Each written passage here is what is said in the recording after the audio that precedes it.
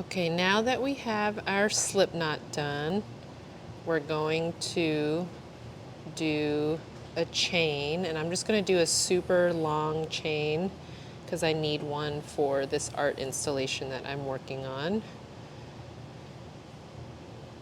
And you're going to adjust your slip knot, which counts as the first stitch, and you want that slip knot to be about twice the size of your hook.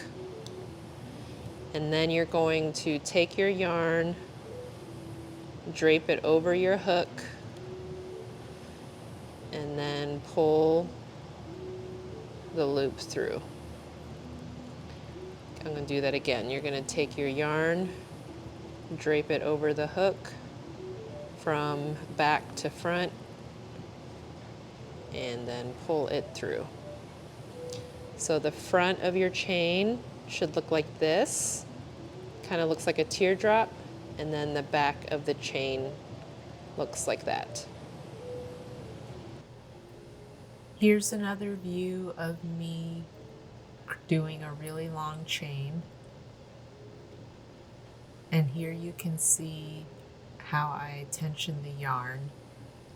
I've got it draped over my forefinger and then between my middle and ring finger. Always wrapping my yarn over the hook from back to front and then pulling the loop through. So as you're practicing this skill, I like to just make really long chains until I get the hang of the tension of the yarn, the size of each chain. You're trying to go for a really consistent size for each of your chain stitches. We hope that tutorial helped. Stay tuned for our next video and subscribe to our channel. Thanks!